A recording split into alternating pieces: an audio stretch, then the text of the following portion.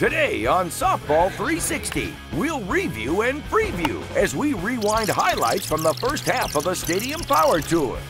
From Denny Crine and his near-perfect performance at Tropicana Field, to the tight finish between Brian Wegman and Brett McCullum at Target Field, host Natalie Kane breaks it down and offers perspective on the first half of the season. It's the largest softball tournament in the world, and it's simply known as McQuaid's. What does it take to stage the biggest softball party on the planet?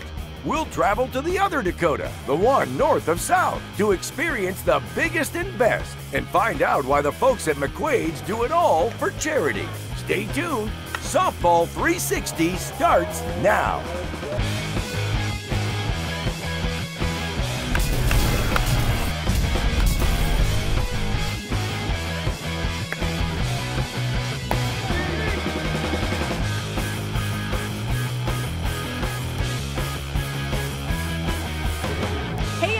Welcome to Softball 360. I'm your host, Natalie Kane, coming to you from the Minnesota Twins' new home, Target Field. And it was also the home to the Long Haul Bombers as they stopped here on their Stadium Power Tour. Now, the Bombers have had an incredible season so far. It's time to take a look back at all the action. Dateline Miami and the palm-framed field at Sun Life Stadium is where the Stadium Power Tour was unleashed. BJ Falk from Team Worth steps up to the plate. BJ starts out by swinging for the fences, and BJ finished strong with 7 points. Team Worth rookie Greg Connie Cannell has a smooth swing and hits the ball a country mile. Too bad they don't score by distance. Connie will be working on consistency in his game, but out of the blocks, it's clear Connie has got game. Savvy vet Brian Wegman of Team Easton picked up where he left off last year with powerful brute force home run power. Weg scored 7 points and looks like he's ready to challenge this season. Weg's teammate, big-time Brett Helmer, has no fear. Brett's smooth, powerful swings also earned 7 points. Nice work, Team Easton. I think we ended up 14 points total. We're right there, right in the hunt. Now it was game on for Team Mikan. Mikan's new face, Izzy Eisenhower, had an impressive debut with 6 points. Then his teammate Denny Crine was at the plate. Time to see if DC is still the real deal. Boom! There goes your answer. Deep into the outfield stands, into the blue zone.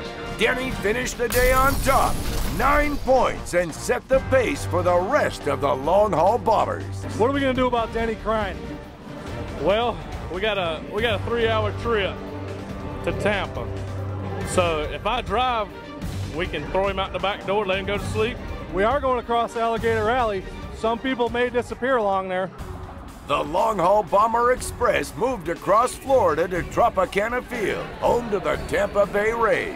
And setting the pace under the big top for Team Easton is Brett Helmer. Brett's a wily vet with years of experience and knows it's a game of inches. Will this one stay fair? Oh, just a tad to the right. Brian Wegman, also of Team Easton, has the swing of a champ. It runs in the family. His brother played for the Brew Crew for a decade. Weggs knows his way around the batter's box and ends up with a solid effort. 8 big points. How many do you think you're going to get this event? I'm shooting for 10. You know, if I miss it by a couple or I get a couple more, it'll be great. Once again, it's Crine time. And Denny Crine swings what else? A Mike and Denny Crine Psycho Edition. DC put on a how-to-do-it seminar in crushing the long ball. That's one gone. Followed by another. DC cannot be stopped. 6 for 6, and so on. Now he's 10 for 10. 11 for 11. Will he hit them all out? Can DC be stopped?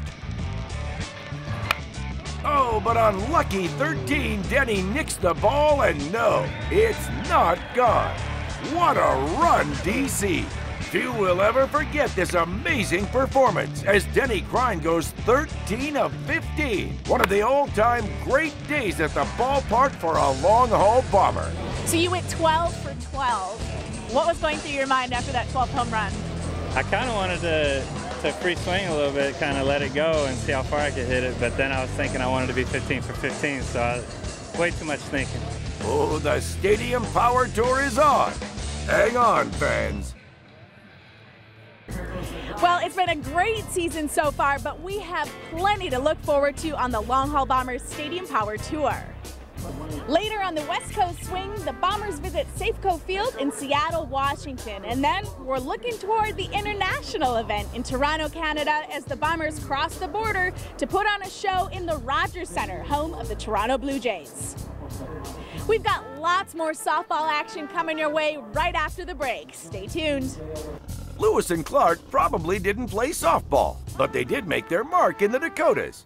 When Softball 360 returns, we'll travel to the largest softball tournament in the world, held in Bismarck, North Dakota. We'll find out what motivates the volunteers who put on the show at McQuaid's to donate all the proceeds to local charities. Rain or shine, it's showtime at McQuaid's. Softball 360 is brought to you by Miken Sports, elite equipment for the elite player. Worth Sports, performance through technology. And by Easton. There is a difference. The difference is Easton.